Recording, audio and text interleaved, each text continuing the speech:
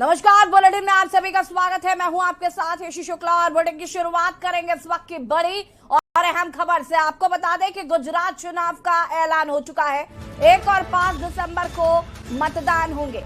2 चरणों में आपको बता दें कि मतदान होंगे और 8 तारीख को नतीजे आएंगे। हिमाचल प्रदेश के चुनाव के नतीजों के दिन ही गुजरात के नतीजे आएंगे। बता दें कि गुजरात चुनाव का ऐलान हुआ।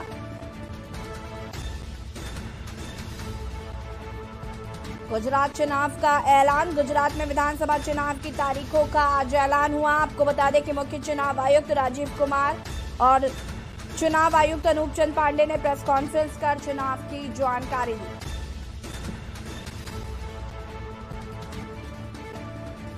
चुनाव आयुक्त राजीव कुमार ने बताया कि गुजरात में इस बार भी पिछली बार की तरह ही 2 चरणों में चुनाव होंगे। पहले चरण में 1 दिसंबर को तथा दूसरे चरण में 5 दिसंबर को मतदान होगा।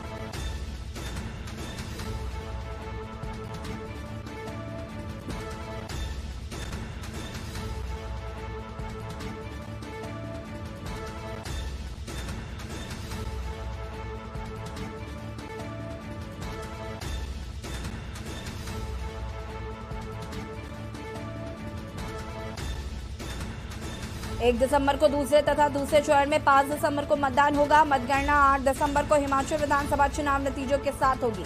बता दें कि चुनाव आयुक्त राजीव कुमार ने बताया कि गुजरात में इस बार 4.9 करोड़ मतदाता मतदान करने वाले हैं। चुनाव आयोग के मुताबिक इस बार 4.6 लाख नए मतदाता वोटिंग करेंगे। 51,782 मतदान केंद्र पर मतदान होगा और 142 मॉडल मतदान केंद्र बनाए जाएंगे और दिव्यांगों के लिए 182 विशेष पोलिंग स्टेशन बनाया जाएगा और महिलाओं के लिए 1,274 पोलिंग स्टेशन बनाए जाएंगे। तो ये तमाम जानकारी आज प्रेस कॉन्फ्रेंस के दौरान दी गई। हमारे रेजिडेंट एडिटर अमित दुबे जी भी हमारे साथ इस खबर पर लाइव जुड़ चुके हैं। अमित जी, क्या कुछ जानकारी है? आज गुजरात चुनाव का ऐलान हो गया है और प्रेस कॉन्फ्रेंस कर तमाम जानकारी जो है वो चुनाव आयोग द्वारा दी गई। जी बिल्कुल। देखिए, जैसा अंदेशा था तो उसी तरह की चीजें जो है वो सामने नजर आई। 8 दिसंबर को काउंटिंग होनी है और उससे पहले 2 चरणों में गुजरात का चुनाव होना है, 1 और 5 दिसंबर को, यानी 2 तारीखों में जो है वो गुजरात में अलग अलग चुनाव होना है। और 5 नवंबर यानी अब से 2 दिन बाद जो है वो अधिसूचना जारी कर दी जाएगी, खासतौर पे पहले चरण के लिए। तमाम पार्टियां हालांकि इसे लेके पहले से ही तैयार थी, क्योंकि गुजरात चुनाव का कभी भी अनाउंसमेंट हो सकता था, ये बात जो है हर एक को पता थी। और यही बड़ी वजह है कि तमाम पार्टियों ने कई कैंडिडेट जो है वो अपने घोषित कर दिए हैं। जो नहीं घोषित किए गए हैं उन्हें लेके भी चिंतन मंथन शुरू हो गया है। अगर हम बात करें तो कांग्रेस जो है अपने दावे कर रही है। अब से कुछ देर बाद जो कांग्रेस के बड़े नेता पवन खेरा यहाँ पे एआईसीसी में प्रेस कॉन्फ्रेंस करने वाले हैं। अरविंद केजरीवाल की बात करें, आम आदमी पार्टी के संयोजक, उन्होंने साफ तौर पे कहा है कि न सिर्फ तारीखों का स्वागत करते हैं बल्कि उन्होंने भी अपना दावा यहाँ पे पेश किया है और उन्होंने कहा है कि गुजरात की जनता इस बार बड़े बदलाव के लिए तैयार है। यानी कहीं ना कहीं बीजेपी को सरकार से हटाने की बात जो है वो आम आदमी पार्टी कहती हुई नजर आ रही है।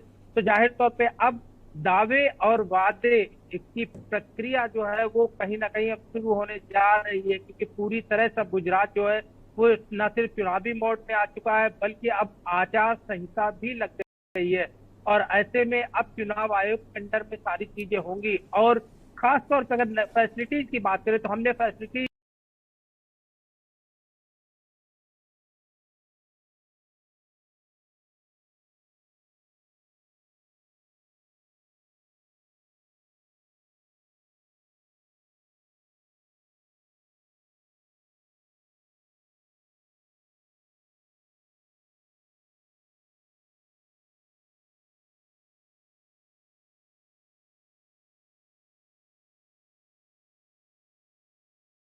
जो है प्रेस चुनाव को 21 तारीख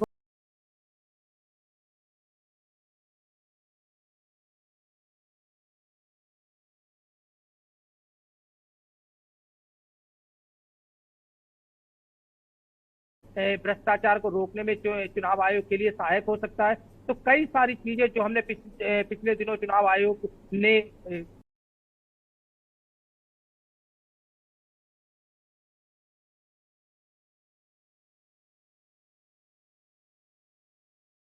इसके जरिए उम्मीदवार की आपराधिक जानकारी भी मिल जाएगी। चुनावी व्यय पर विभिन्न राज्य और केंद्रीय एजेंसियां नजर रखेंगी, निगरानी करेंगी। और अमित जी लगातार हमारे साथ बने हुए हैं। अमित जी, बहुत सारी चीजें देखने को मिली। चुनाव आयोग ने यह भी बताया कि एक सी विजिल नाम का एक मोबाइल ऐप भी है, जिसके जरिए नागरिक निर्वाचन आयोग को शिकायत कर सकता है, कंप्लेन कर सकता है। साथ ही साथ थर्ड जेंडर को लेकर भी कैंप लगाए जा रहे हैं और भी बहुत सारी चीजें जो है वो आज चुनाव आयोग ने इस प्रेस कॉन्फ्रेंस के दौरान कही हैं। और सबसे बड़ी बात यह है कि जो चुनाव के रिजल्ट हैं वो 8 को आने वाले, 8 दिसंबर को। उसी दिन हिमाचल के भी रिजल्ट आने वाले हैं। पिछली दौरान भी यही था कि चुनाव की तिथि भले अलग अलग थी, लेकिन जो रिजल्ट जिस दिन घोषित होने थे वो दोनों जगह के सेम थे। जी बिल्कुल, देखिए, जब हिमाचल के लिए कहा गया था कि 8 दिसंबर को हिमाचल के नतीजे आएंगे, तभी लगभग इस बात को माना जा रहा था कि जब गुजरात चुनाव का अनाउंस होगा तो गुजरात के नतीजे भी सेम डे में ही आएंगे। और यही चीज जो है वो आज देखने को मिली है।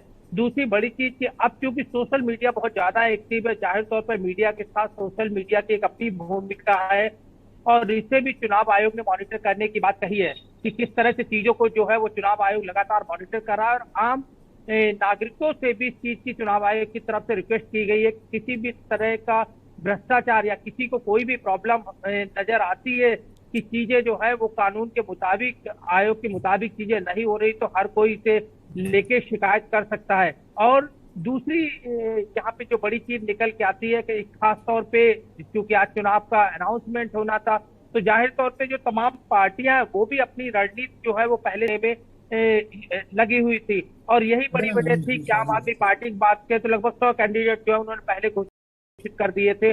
और बचे हुए कैंडिडेट, चूंकि 182 सीटें जो है वो 182 विधानसभा सीटें जो है वो गुजरात में है, तो जाहिर तौर पे आने वाले दिनों में तमाम पार्टियां जो पहले चरण की, खास तौर पे जहां पे पहले चरण में चुनाव होना है, उन जगह के प्रत्याशियों का जल्द अनाउंस करेंगी। और इसके लिए बाकायदा तमाम पार्टियों ने अपनी रूपरेखा आज तय कर ली है। जी बिल्कुल। यहाँ पर अगर हम, जैसे कि इससे पहले जब हमने बात की थी तब उस समय भी अमित जी यही बात हम लोग कर रहे थे। जनता पार्टी कहीं ना कहीं अपनी साख बचाने के लिए जिस तरीके से अपनी ताकत लगा रही है, प्रधानमंत्री नरेंद्र मोदी के जो दौरे हुए वो हम नहीं भूल सकते। साथ ही साथ उनका अपने भाषणों में मोरबी की घटना का बार बार जिक्र करना और उनके पीड़ितों, वहां पर जो उसके पीड़ित थे उनसे मिलने जाना। उसके बाद अन्य विपक्षी दलों के लिए जो मोरबी एक बहुत बड़ा मुद्दा बना। साथ ही साथ आम आदमी पार्टी अपने आप को दूसरे विकल्प के तौर पर देखती है और तीसरे पर कांग्रेस को रखती है। तो एक कड़ा मुकाबला इस बार गुजरात चुनाव में हमें देखने को मिलने वाला है, एक कड़ी टक्कर भारतीय जनता पार्टी के सामने। देखिए, क्योंकि लोकतंत्र है, लोकतंत्र में जाहिर तौर पर कोई भी पार्टी चुनाव में जाती है तो जाहिर तौर पे दावे और वायदे जो है बहुत मजबूत स्थिति में करती है। और खास तौर पे ऐसी चीजें जो है वो पार्टी के एजेंडे में शामिल की जाती है जो है वो उनकी पार्टी की तरफ देख सके और उनकी पार्टी को लेके तमाम तरह की उम्मीदें कर सकते हैं कि आखिरकार जो पार्टी सत्ता में आएगी उससे जनता को क्या कुछ मिलने वाला है। और यही सारी चीजें जो है वो दिखाई पड़ती हैं, चाहे वो फ्री बिजली देने की बात हो, चाहे की बात हो, चाहे पुरानी पेंशन बहाली की बात हो। तमाम सारे मुद्दे जो है वो इस बार खास तौर पे चुनावी मैदान में एक बार फिर दिखाई पड़ना है, चाहे वो हिमाचल की बात करें या हम आने वाले दिनों में जो गुजरात में चुनाव होना है उसकी बात करें, तो तमाम चीजें जो है वो यहाँ पे एक बार फिर नजर आने वाली। जहां तक मोरबी की घटना है तो वाकई जिस तरह से प्रधानमंत्री ने खुद ना सिर्फ उस पर दुख व्यक्त किया बल्कि तमाम परिजनों से वो खुद मोरबी जाके और वहां मिले, बाकायदा लोगों को सांत्वना देने की कोशिश, में कहीं कोई दो राय नजर नहीं आती कि अब ऐसे में चूंकि चुनाव है तो जाहिर तौर पे तमाम पार्टियां जो है इसे भी एक मुद्दे के रूप में देख रही हैं। बिल्कुल। हमारे साथ पॉलिटिकल एडिटर शबी हैदर जी भी जुड़ चुके हैं, साथ ही साथ हाजी मिर्जा साहब हमारे साथ जुड़ चुके हैं जो कि कांग्रेस के प्रवक्ता हैं। और आप दोनों का बहुत बहुत स्वागत है। और शबी हैदर जी, मैं आपसे जानना चाहूंगी सबसे पहले तो जो गुजरात चुनाव के लिए जो आज ऐलान हो चुका है तारीखों का, 1 दिसंबर को पहले चरण का मतदान और 5 दिसंबर को दूसरे चरण का मतदान, एक बड़ा मुकाबला, एक कड़ी चुनौती भारतीय जनता पार्टी के लिए, क्योंकि आम आदमी पार्टी ने यहां पर अपने कैडर को मजबूत करने के लिए बहुत मेहनत की, जो कि हमने स्पष्ट देखा भी है। केजरीवाल के ताबड़तोड़ दौरे हमने वहां पर देखे और कहीं ना कहीं केजरीवाल का बार बार ये कहना है कि हम खुद को वहां पर दूसरे नंबर पर रखते हैं और तीसरे नंबर पर हम कांग्रेस को देखते हैं।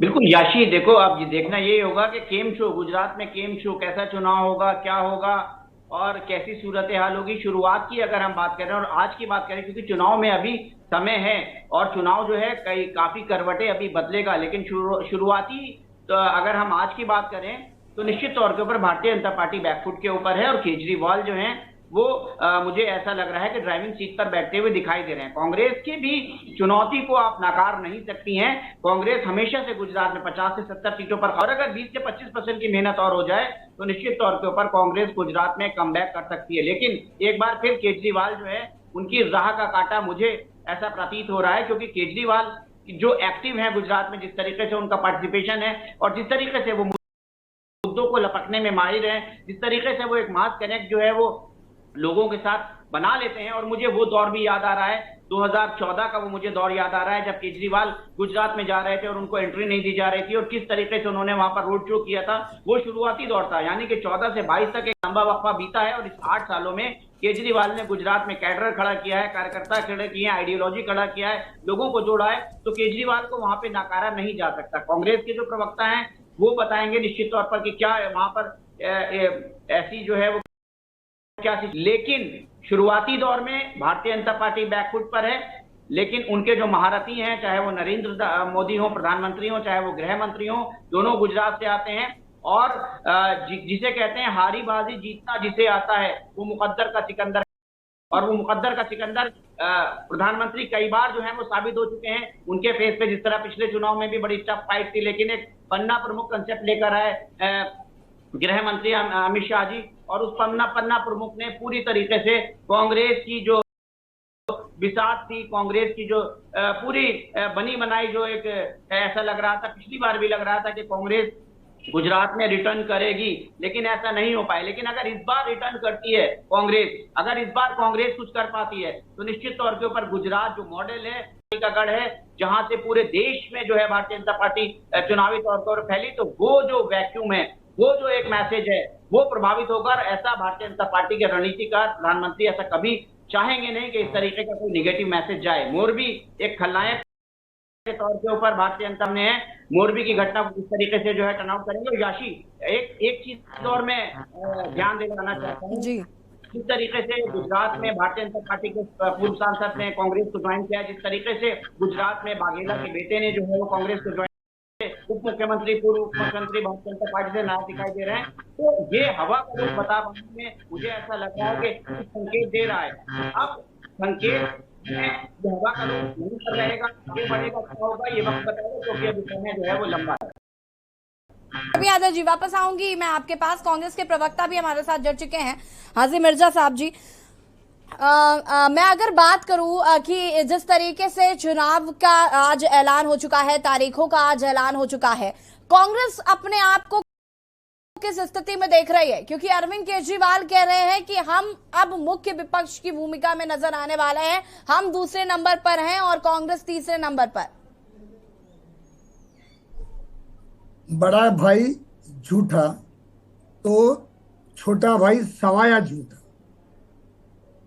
और साथ ही साथ कहीं भी इनका संगठन जितना होना चाहिए वो आप पार्टी का है ही नहीं, सिर्फ बातें बड़ी बड़ी है। और आज कांग्रेस ने कमर बांधी है, वो मोदी जी ने खुद ने कबूल की है कि गुजराती में ऐसा कहा है कि गुजरातीओ गुजरातना भाइयों तने ध्यान रखजो, आ कांग्रेसना लोको छे गामड़े लेजे काम करते, यानी ठंडे कलेजे काम कर रहे हैं, तुम सोते मत रहना। यानी आज वो भारतीय जनता पार्टी के लोग बोगला गए, परेशान हो गए कांग्रेस के प्रचार से।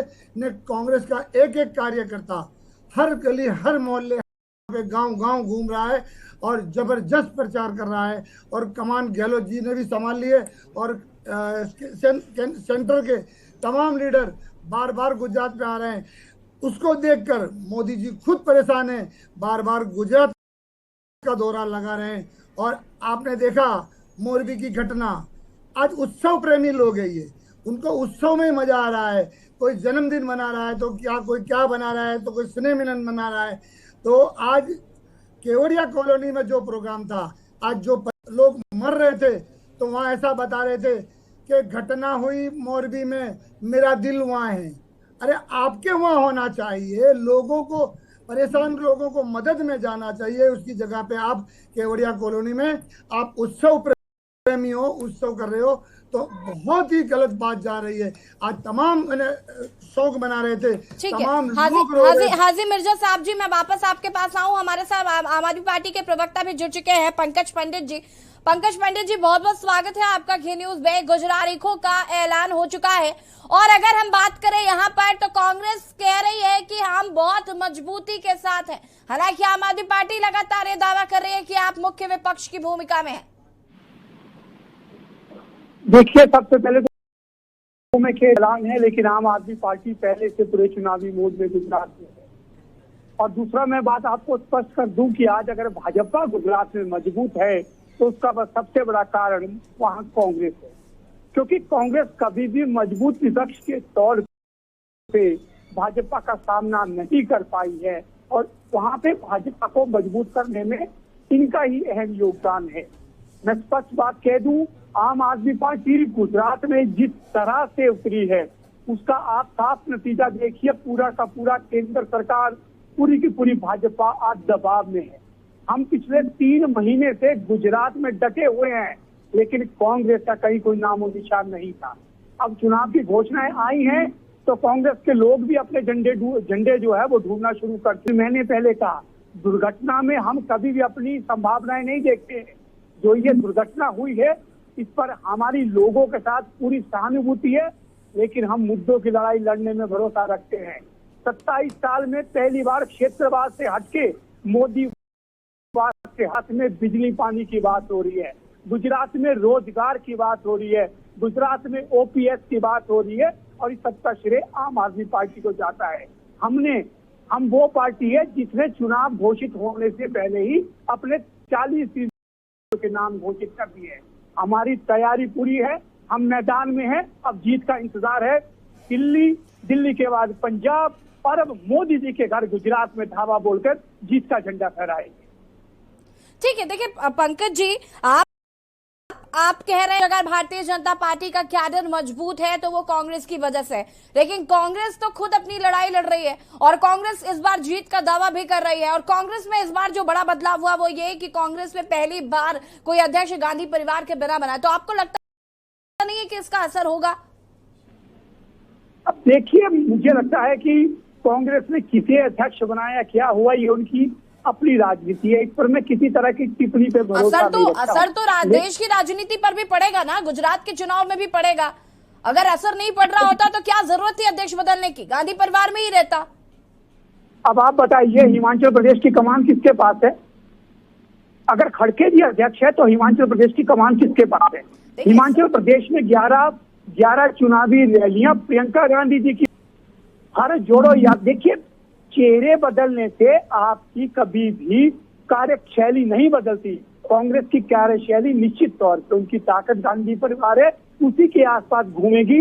अध्यक्ष आप चाहे खड़गे जी को बनाइए चाहे किसी को बनाइए, ये जनता को दिखाने का प्रयास है, लेकिन आज भी इनकी जरूरत गांधी परिवार है और पूरी कांग्रेस की राजनीति गांधी परिवार के आसपास घूमती है। पंकज पंडित जी बने रहिए हमारे साथ, आगे आपसे और भी इस पर हम बातचीत करेंगे और यहाँ पर रुकेंगे एक छोटे से ब्रेक के लिए। जल्द हाजिर होते हैं और बात करेंगे गुजरात चुनाव की तारीखों का ऐलान। रहे हैं की न्यूज, खबरों का सारथी। विकसित भारत के विराट संकल्प के साथ देश लगातार आगे बढ़ रहा है। इस संकल्प की सिद्धि में हमारे करदाताओं की है महत्वपूर्ण भूमिका। सभी भाई अपना कर्तव्य और निर्धारण वर्ष 2022-23 की अपनी आय का रिटर्न 7 नवंबर तक ई फाइल करें। याद रखें, उन सभी करदाताओं को जिनके खातों का ऑडिट अनिवार्य है, निर्धारण वर्ष 2022-23 की अपनी टैक्स रिटर्न 7 नवंबर 2022 तक ई फाइल करनी होगी। ड्यू डेट तक टैक्स रिटर्न फाइल न करने पर आपको ब्याज और जुर्माना लग सकता है तथा कोई भी अनएडजस्टेड बिजनेस लॉस अथवा कैपिटल लॉस कैरी फॉरवर्ड नहीं होगा। अधिक जानकारी के लिए www.incometax.gov.in पर लॉग ऑन करें। प्रथा एक राष्ट्र निर्माता। देखें कौन नया खिलाड़ी आया है। समझा देते हैं, प्यार से समझाएंगे। ये तो अपनी जुबान है। जुबान एक हो तो दिल भी एक होने चाहिए। विमल जुबान केसरी। आप देख रहे हैं के न्यूज, खबरों का सारथी। ब्रेक के बाद एक बार फिर से आप सभी का स्वागत है। बात कर रहे हैं गुजरात चुनाव पर तारीखों का ऐलान। आपको बता दें कि 2 चरणों में मतदान होंगे। पहली तिथि 1 तारीख है और दूसरी 5।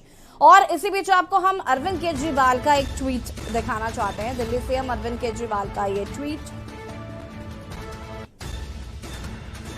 गुजरात की जनता इस बार बड़े बदलाव के लिए तैयार है। ये ट्वीट अरविंद केजरीवाल ने किया है और हम जरूर जीतेंगे। गुजरात चुनाव की तारीखों का ऐलान होने के बाद अरविंद केजरीवाल का ये ट्वीट। गुजरात की जनता इस बार बड़े बदलाव के लिए तैयार है, हम जरूर जीतेंगे। ये ट्वीट किया है। इस बार जहां गुजरात विधानसभा चुनाव में आम आदमी पार्टी अपने आप को एक विकल्प के तौर पर देख रही है, एक बड़े विकल्प के तौर पर रख रही है, अपने आप को दूसरे नंबर पर रख रहे। हमारे साथ पंकज पंडित जी लगातार बने हुए हैं। पंकज पंडित जी, देखिए बात यहाँ पर कांग्रेस और भारतीय जनता पार्टी एक जैसी है, लेकिन अगर हम अरविंद केजरीवाल की बात करें तो वो भी तो कह रहे हैं कि अब नोटों पर गणेश लक्ष्मी की मूर्ति होनी चाहिए, गणेश लक्ष्मी का फोटो होना चाहिए। तो कहीं ना कहीं स्पष्ट है कि आप भी हिंदू वोट के पीछे पड़ गए हैं। आप भी अब हिंदू राजनीति करने लगे हैं जो भारतीय जनता पार्टी करती आई है। आपको क्या लगता है भगवान पर एकाधिकार है क्या? ट्रेडमार्क है वो भाजपा का कि हम लोग ना राम का नाम ले सकते हैं, ना हनुमान का नाम ले सकते हैं, ना लक्ष्मी का, गणेश का। अगर हम भगवान की बात करें तो हम कार्ड खेलते हैं, अगर ये भगवान की बात करें तो ये देश के रक्षक बन जाते हैं। ऐसा नहीं है। केजरीवाल जी ने एक विचार व्यक्त किया है, जो विचार सबके सामने खुला था उस पर चल। चलिए ठीक है पंकज जी। भाजपा जिसने भाजपा का भाजपा ने खुद को भगवान का ठेकेदार बना रखा है, लेकिन इसका ना विरोध कर रहे हैं ना समर्थन। अरे आप विरोध करिए, अगर आपको अच्छा नहीं लग रहा है हमारा विचार तो कह दिए नहीं होना चाहिए। अगर इंडोनेशिया जो मुस्लिम कंट्री है वहां पे गणेश जी नोट में हो सकते हैं, अगर हम हिंदुस्तान में इसकी बात करते हैं क्योंकि धर्म से क्यों जोड़ के देखा जा रहा है? इंडोनेशिया में तो हिंदू धर्म नहीं है, वो तो मुस्लिम बहुल देश है, वहां गणेश जी हैं। तो अगर हमने गुजरात में बात करी, कौन सा गुनाह कर लिया हमने? ऐसा कौन सा कार्ड खेल लिया? और पहली बात, हम कहीं भी धर्म की राजनीति ली हो, चाहे पंजाब हो, हम शिक्षा की बात करते हैं, हम स्वास्थ्य की बात करते हैं, हम भ्रष्टाचार मुक्त शासन की बात करते हैं, इसी पर चुनाव लड़ेंगे। इनकी धर्म की राजनीति, इनको मुबारक हो। चलिए ठीक है पंकज जी, बहुत बहुत शुक्रिया आपका जुड़ने के लिए। और यहाँ पर लगातार बात की तारीखों का ऐलान हो चुका है। अरविंद केजरीवाल का ये ट्वीट। गुजरात की जनता इस बार बड़े बदलाव के लिए तैयार है। हमारे साथ शबी हैदर जी पॉलिटिकल एडिटर लगातार बने हुए हैं। हाजी मिर्जा जी, असरार बेग कांग्रेस गुजरात हमारे साथ जुड़ चुके हैं। अनिल पांडे गुजरात से हमारे साथ जुड़े हुए, और वरिष्ठ पत्रकार हनुमंत राव जी भी हमारे साथ जुड़ चुके हैं। आप सभी का बहुत बहुत स्वागत है। और मैं यहाँ पर हम जिस तरीके से लगातार बात कर रहे हैं गुजरात चुनावों को लेकर, हनुमंत राव जी मैं आपके पास आना चाहूंगी। इस गुजरात चुनाव को कैसे देख रहे हैं आप? आपने बहुत सारे चुनाव कवर किए हैं, आपने पर्सनली जाके बहुत सारी चीजें देखी हैं और सबका मन टटोलने की भी कोशिश की है। मैं आपसे ये समझना चाहूंगी कि इस बार भारतीय जनता पार्टी और कांग्रेस के बीच हम देख रहे थे, लेकिन अब ये जो आम आदमी पार्टी बीच में आई है और आम आदमी पार्टी का जो दावा है, जो डंके की चोट पर अरविंद केजरीवाल कह रहे हैं कि हम मुख्य विपक्ष और इस वक्त हम एक दूसरे नंबर की पार्टी बने हुए हैं और कांग्रेस तीसरे नंबर पर है, तो इतना विश्वास, इतना कॉन्फिडेंस आज अरविंद केजरीवाल में हमें देखने को मिल रहा है। इसे कैसे देख रहे हैं आप? जब भी चुनाव लड़ते हैं कोई भी राजनीतिक दल, तो वो विश्वास के साथ ही लड़ते हैं और किस आधार पे लड़ते हैं कि साहब हमसे बेहतर प्रदर्शन करना है जी।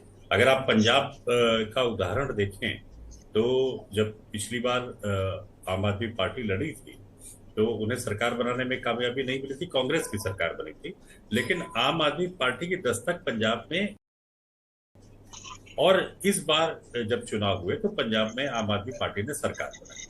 तो देखिए गुजरात में भी दिल्ली और पंजाब के बाद दिल्ली में भी आम आदमी पार्टी दस्तक दे रही है। कोई जरूरी नहीं है कि आम आदमी पार्टी सत्ता में आएगी, जिस तरह का एक वो है और ये दिखा रहे हैं कि बहुत मजबूती से लड़ रहे हैं। तो अभी धरातल पे तो देखिए, जो ग्रामीण क्षेत्र हैं वहां पे आम आदमी पार्टी की पकड़ कमजोर है। हाँ, शहरी क्षेत्रों में एक माहौल बनाने में जरूर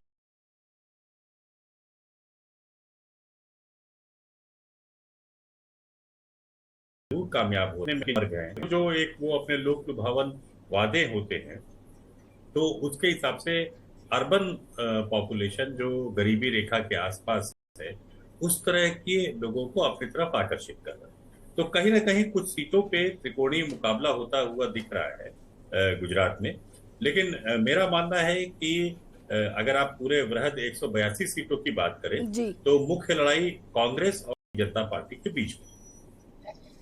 बिल्कुल हमें जी, लेकिन मैं आपसे ये भी यहाँ पर जानना समझना चाहूंगी कि कांग्रेस की अगर हम बात करें तो कांग्रेस में अब जिस तरीके से एक बदलाव हुआ कि कांग्रेस अध्यक्ष मल्लिकार्जुन खड़गे हो गए, तो क्या इसका भी असर हमें देखने को मिलेगा? जी, मुझे ऐसा लगता है कि जो ये बदलाव हुआ है इसका आदिवासी क्षेत्रों में और दलित वर्ग में जरूर एक संदेश जाएगा कि कांग्रेस के अंदर लोकतंत्र है और कांग्रेस में हर जातों को प्रमुखता मिलती है। जो एक आरोप अब तक लगता रहा है कि अब कांग्रेस पे गांधी परिवार ही काबिज रहता है, तो वो काफी हद तक डाइल्यूट हुआ है इस बार। और देखिए, गुजरात की लड़ाई हमेशा से रोचक रही है। भारतीय जनता पार्टी जब 2002 में जब उसका पीक समय था, तब भी वो माधव सिंह सोलंकी के आंकड़े को टच नहीं कर पाई। तो इसका कुल मिला के मतलब यही है कि गुजरात में कांग्रेस की अपनी जमीन है। हाँ, वो पिछले कुछ वर्षों में कमजोर जरूर हुई है, लेकिन आप कांग्रेस को गुजरात से खत्म नहीं कर सकते हैं। आप देखिए कि ये गांधी की भूमि रही है, महात्मा गांधी की भूमि रही है और सरदार वल्लभ भाई पटेल की भूमि रही है। कांग्रेस के ये दो बड़े स्तंभ रहे हैं। तो कांग्रेस ऐसा नहीं है कि वहां बहुत कमजोर स्थिति में है। और पिछली बार भी कांग्रेस ने बहुत कड़ी टक्कर दी थी भारतीय जनता पार्टी को और 2 अंकों में भारतीय जनता पार्टी सिमट गई थी। और मुझे लगता है कि जिस तरह की एंटी इनकम्बेंसी इस समय वहां हावी है, उसमें ये चुनाव किसी भी तरफ जा सकता है। और अर्बन पॉपुलेशन में जो एक आम आदमी पार्टी की एंट्री हुई है, अर्बन सीटों में बीजेपी और आम आदमी की पार्टी में जो लड़ाई होगी, उसका भी कुछ ना कुछ लाभ कांग्रेस को मिल सकता है। तो इस बार जो भाजपा और कांग्रेस के बीच जो सीटों का फर्क है, जो पिछली बार लगभग 20 के आसपास था, है कि वो सीट का जो फासला होगा वो बेहद कम होगा और बहुत ही कांटे की टक्कर। बिल्कुल। अनिल पांडे जी भी हमारे साथ जुड़े हुए हैं, वरिष्ठ पत्रकार हैं। अनिल जी, आपसे जानना चाहूंगी मैं, गुजरात का फिलहाल माहौल क्या नजर आ रहा है? अब तो चुनावों की तारीखों का भी ऐलान हो चुका है। अनम्यूट करें अनिल पांडे जी। जी, आवाज आ रही मेरी आपको? जी जी जी जी। तो गुजरात में यदि चुनाव के माहौल की यदि बात की जाए तो अभी फिलहाल की चुनाव की तारीख आज घोषित हुई है, लेकिन अभी भी जो मोरबी हादसा है पुल का, वो अभी भी हावी है, क्योंकि विपक्ष भारतीय जनता पार्टी जो यहाँ शासन में है उन पर लगातार दबाव बनाए हुए है। फिलहाल सबकी नजर और रुख इस चीज पर है, हादसा हुआ है उसमें जो शासक है वो किस प्रकार का रुख अपना रहे हैं। आदेश तो दिए गए हैं कड़े जांच पड़ताल के, कड़ी कार्रवाई के, लेकिन अभी भी जो जांच है वो जमीनी स्तर पर चल रही है। जो ओरेवा कंपनी के मालिक हैं या अन्य जो ठेका लेने के मालिक हैं, न तो उनके खिलाफ एफआईआर दर्ज हुई है और न ही उनसे कहीं पूछताछ की जा रही है। तो अभी ये जो मामला है वो शंका के घेरे में दिखता हुआ नजर आ रहा है। दूसरी बात यदि की जाए तो शहरी इलाकों में जहां पर आम आदमी पार्टी थोड़ा सा वर्चस्व जमाने में कामयाब हुई है, वह अभी इस तरह से लग रहा है कि वह कुछ करेगी। लेकिन एक बात जो एंटी इनकम्बेंसी को लेकर गुजरात में आती है, तो एकमात्र जो फैक्टर है वो पाटीदार फैक्टर है। इसके अलावा यहाँ पर गुजरात में जो एंटी इनकम्बेंसी नजर नहीं आता। हाँ, इस बार कांग्रेस जो है वो पिछली बार के मुकाबले और कमजोर होती हुई नजर आ रही है, क्योंकि जिस तरह से कांग्रेस का रवैया रहा है, जिस तरह से उनके मुद्दे रहे हैं और जिस तरह से उन्होंने विपक्ष को घेरने का या उनके कार्यक्रमों को देने का जो प्रयास किया है वो लगातार निष्फल रहा है। दूसरी तरफ आम आदमी पार्टी ने ये मौका हासिल कर लिया है, वह लोगों के मनसों में एक तरह से दस्तक देते हुए दिखाई दे, हम हैं और हम जनता के साथ हैं। देखिए चुनाव परिणाम क्या आएगा ये तो बात की बात है, लेकिन चुनाव की घोषणा हो चुकी है, तो सभी पार्टियां जो है अपने अपने स्तर पर ये जरूर प्रयास करने में लगी हुई है कि किसी तरह से सत्ता को काबिज किया जाए। अब एक और जो फैक्टर है मौजूदा समय में जो हाल ही हुआ है वो पाटीदारों को लेकर हुआ है कि अल्पेश कथीरिया और धार्मिक मालविया सूरत के अंदर जो वराछा बैठक है वहां से संभवतः ये बताया जा रहा वराछा से और एक ओलपाड़ से चुनाव लड़ेंगे। तो आम आदमी पार्टी जो है वो इन दोनों के आने के बाद मजबूत हुई है, ऐसा फिलहाल कागज पर कहा जा सकता है। अब इन दोनों के आने के बाद भारतीय जनता पार्टी को पाटीदार वर्ग की इंटेंट है, वो जो नुकसान होने वाला है उसका खामियाजा ये लोग किस तरह से कवर करते हैं, किस प्रकार से ये लोग पाटीदारों को मनाने में कामयाब रहते हैं, ये देखना होगा। क्योंकि यही एक पाटीदार फैक्टर है जो पिछले चुनाव में भी भारतीय जनता लीड दिया था, उनकी जो सीटें थी वो 2 अंकों में सिमट कर रह गई थी और उसका फायदा पिछली बार जो मिला था वो कांग्रेस पार्टी को मिला था। हालांकि कांग्रेस पार्टी तब से लेकर अब तक पाटीदारों का जो प्रश्न है, उनकी जो दिक्कतें हैं, उनकी जो तकलीफें हैं, उन्हें में वो कामयाब हुए हैं और ना ही वो उसके नजदीक कहीं पहुंच पाए हैं। अब आम आदमी पार्टी के अंदर इन्हीं पाटीदारों को वो उम्मीद दिखी है कि भारतीय जनता पार्टी जिन शर्तों को नहीं मान रही, जिन बातों को नहीं मान रही, जिन मांगों को नहीं मान रही, पार्टी मानेगी और आम आदमी पार्टी ने ऐसा आश्वासन इन युवाओं को दिया है। अब ये कितना सफल होते हैं नहीं होते हैं ये बात की बात है, लेकिन फिलहाल तो जो पाटीदारों का जो युवा वर्ग है वो आम आदमी पार्टी की ओर झुकता हुआ नजर आ रहा है। हमारे साथ यहाँ पर हाजी मिर्जा जी भी जुड़े हुए हैं। हाजी मिर्जा जी कांग्रेस प्रवक्ता हैं। मैं हाजी मिर्जा जी आपसे इस बात को जानना चाहूंगी, अभी आपने यहाँ पर पंकज पंडित जी को सुना होगा, आम आदमी पार्टी के प्रवक्ता थोड़ी देर पहले हमसे जुड़े हुए थे। उन्होंने कहा कि कांग्रेस और भारतीय जनता पार्टी एक जैसी है और इसलिए जनता जो है वो उन पर ज्यादा पार्टी पर ज्यादा भरोसा करे। हालांकि जैसे कि हमारे राजनीतिक विश्लेषक अभी हनुमान जी बता रहे थे कि जब चुनाव होते हैं तो हर पार्टी अपनी जीत का दावा करती है, तो ऐसे में आम आदमी पार्टी भी कर रही है तो कोई बड़ी बात नहीं है। लेकिन क्या अगर हम यहाँ पर बात करें मल्लिकार्जुन खड़गे जी की, तो उनके अध्यक्ष बनने से यहाँ पर चुनाव में इसका जो प्रभाव है वो पड़ेगा। जैसे कि अभी हनुमान राव जी ये बात बता रहे थे कि दलित पर और जो आदिवासी क्षेत्र के लोग हैं उनका वोट बैंक आपके खाते में आ सकता है, तो बहुत कम अंतरों के साथ ये हार जीत का फैसला होगा।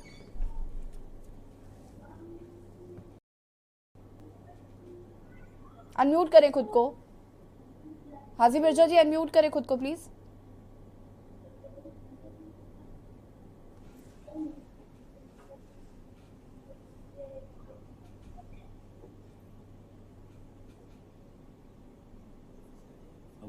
आज मल्लिकार्जुन जी का असर इलेक्शन चुनाव के पहले भी वहां पर अहमदाबाद आकर गए और गुजरात के दौरे लगाए, और साथ ही साथ मैं ये कहूँगा हारने वाला कभी नहीं कहता मैं हारूंगा। बड़ी बड़ी बातें, बड़ी बड़ी फेंकछाप, यहाँ ये साबित हो रहा है। लक्ष्मी जी की जो बात आ रही है तो लक्ष्मी जी की बात आज स्तंभ, गुजरात देश का स्तंभ है, उसको छोड़कर गांधी जी के फोटो को छोड़कर लक्ष्मी की बात आ रही है। कितनी गिरोनी बात आ रही है। आज नोट गिनने वाला थूक लगाकर गिनता है, क्या लक्ष्मी के ऊपर थूक लगाया जाएगा? नहीं लगाया जाएगा। हमारी बेटी आज लक्ष्मी है, हमारी बहन हमारी लक्ष्मी है, हमारी घरवाली लक्ष्मी, आज माता लक्ष्मी है। तो मैं केजरीवाल से कहूंगा अपनी माता की पूजा कीजिए। आज इतनी किरोनी हरकत मत कीजिए, सवाया हिंदुत्व पे न जाइए। आप गुजरात के लोग हिंदुत्व के नाम से भड़क रहे हैं, परेशान हैं। ये जरूर कहूंगा भाजपा यानी भारत की जनता को परेशान कर रहे हैं, और साथ ही साथ ये सवाए हिंदुत्व को लेकर ये गुजरात की प्रजा सानी हो गई है। दलित भी समझ गया है, इधर पाटीदार भी समझ गया है, पाटीदार भी जान रहा है कि हमको कितनी लॉलीपॉप दी गई है, कितने कितने वादे दिए। आज भी पाटीदार समाज परेशान है, हम पाटीदार समाज के साथ भी लगे हुए हैं। गुजरात आने वाला वक्त कांग्रेस बेहतरीन तरह से 125 से ज्यादा सीट लेकर आएगा, क्योंकि लास्ट टाइम पे इन्होंने ज्यादा सवाया हिंदुत्व चलाया था। आज डबल कंपटीशन आ चुकी है भाजपा और आपके साथ, हिंदुत्व के नाम से। दया के टाइम पे ये केजरीवाल थे, उसका ट्वीट करते थे। आज बिल्किस बानो के लिए क्या उनके मुंह में मुमरे भरे हुए हैं? क्यों नहीं बोलते? डर लग रहा है कि हमारा हिंदू वोट चले जाएगा। आज देश की बेटी है, वो देश की बेटी के लिए बोलना चाहिए, लेकिन वो नहीं बोलते। साबित कर रहे हैं कि मुस्लिमों के सिर्फ वोट लेने, लेकिन मुस्लिम समाज भी बहुत समझदार है, आपके साथ धोखेबाजी में नहीं आएगा। जैसे बीजेपी में नहीं आया है, इसी तरह से एमआईएम को लाया जा रहा है। तो एमआईएम प्रचार समझ गई है वो नंबर के नाम से, लेकिन वो भी नहीं चलेगा। जहां आज समाज को परेशान कर रहे हैं, जो समाज की बात करेगा, जो मुस्लिम समाज के न्याय की बात करेगा, वही यहाँ पे राज करेगा। ये अभी ट्रेलर है, 2024 में पिक्चर होगा और देश में कांग्रेस का शासन आएगा। आज ये नफरत की राजनीति जो कर रहे हैं, उनके सामने राहुल जी आज भारत जोड़ो और नफरत तोड़ो एकता की रैली लेकर चल रहे हैं, उसकी भी ठीक है। हाजी मिर्जा जी, मैं वापस आऊंगी आपके पास। पॉलिटिकल एडिटर शबी हादर जी का रुख करना चाहूंगी मैं। शबी हादर जी, देखिए बात कोई भी हो, उसका एक प्लस पॉइंट होता है, एक नेगेटिव होता है, हर सिक्के के दो पहलू। वैसे ही ये जो नोटों वाली बात आई कि नोट पे गणेश लक्ष्मी जी की का फोटो होना चाहिए, तो ये हिंदुत्व की राजनीति अब आम आदमी पार्टी करने लगी है। हालांकि अगर हम हिंदुत्व, जैसे कि भी हाजी मिर्जा जी उन्होंने एक तर्क दिया है कि क्या नोटों में हम इस तरीके से कर सकते हैं, ऐसा नहीं होना चाहिए, लेकिन अब ये इस स्तर पर भी राजनीति करने लगे हैं वोट बैंक पाने के लिए। इसे कैसे देख रहे हैं आप? कुछ लोग इसको लेकर सहमत भी हैं, कुछ असहमत भी हैं। देखिए, असरार साहब ने जहां तक एक लॉजिकली बात की, लेकिन अगर ये उसमें खुद को फंसते हुए दिखाई दे रहे हैं। आप अगर जैसे थूक जैसी बात जो है वो मुनासिब नहीं है और कह रहे हैं कि साहब गांधी को हटा के लक्ष्मी जी की जो है वो फोटो लगाने की बात कर रहे हैं, तो क्या गांधी जी पे लोग थूक लगाकर जो है वो नहीं उसको गिनते हैं? तो क्या गांधी जी का अपमान हो रहा है? देखिए, इस तरीके का नहीं लगता कि चुनाव में कोई बहुत ज्यादा असर पड़ता है। मैं इतना जानता हूं कि राजनीति में सिर्फ 3 चीजें मुख्य कारक होती हैं याशी: चर्चा, पर्चा और खर्चा।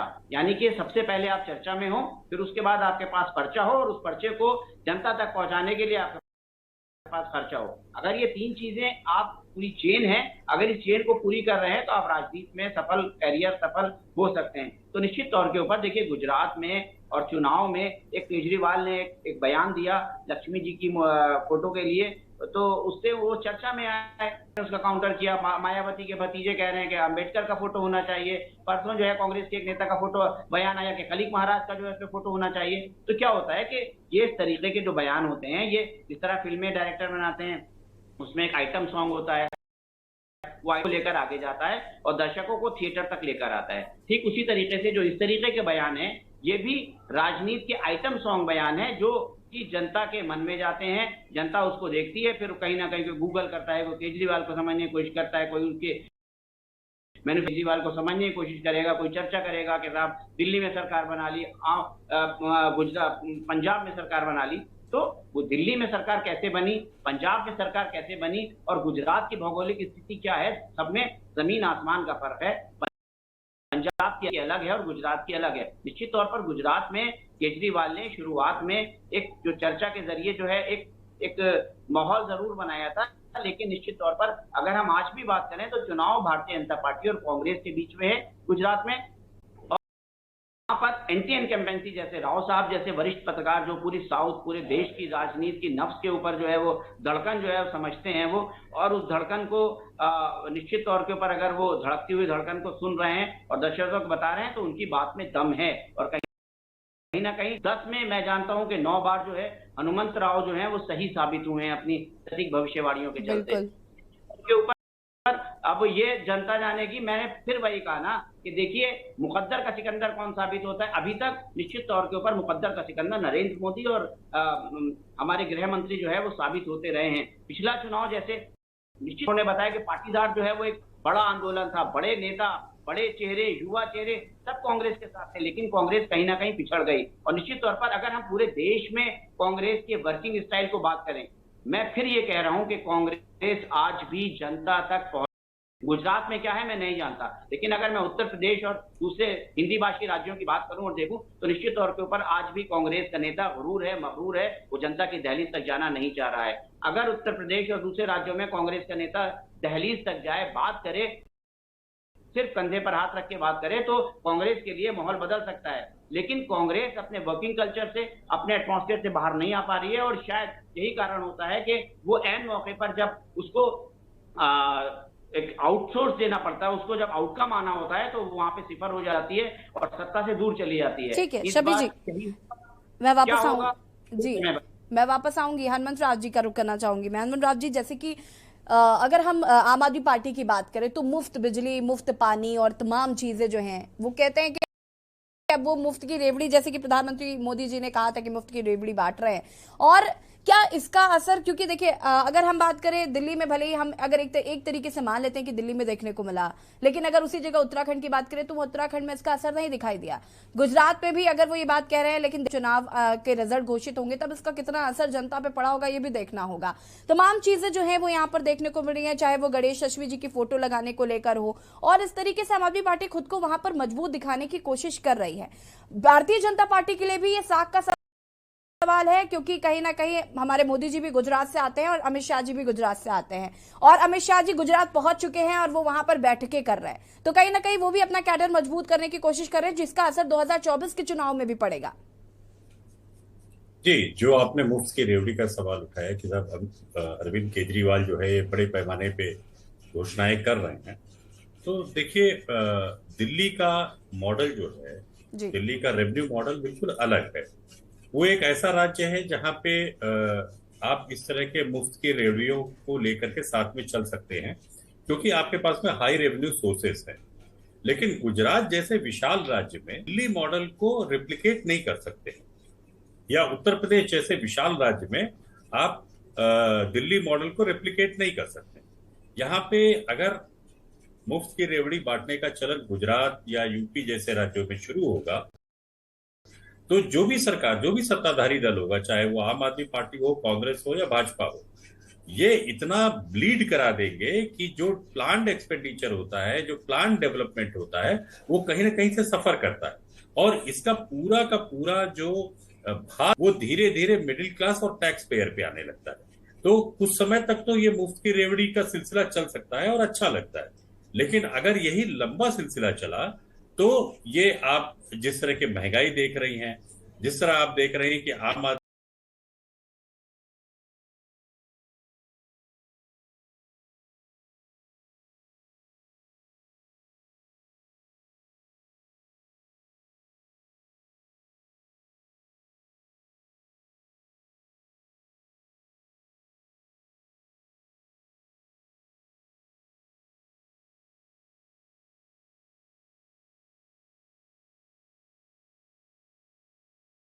बहुत मुश्किलों का सामना उसको करना पड़ता है। पूरी अर्थव्यवस्था जो है वो चरमरा जाती है, और जो हमारा एक नियोजित विकास का ढांचा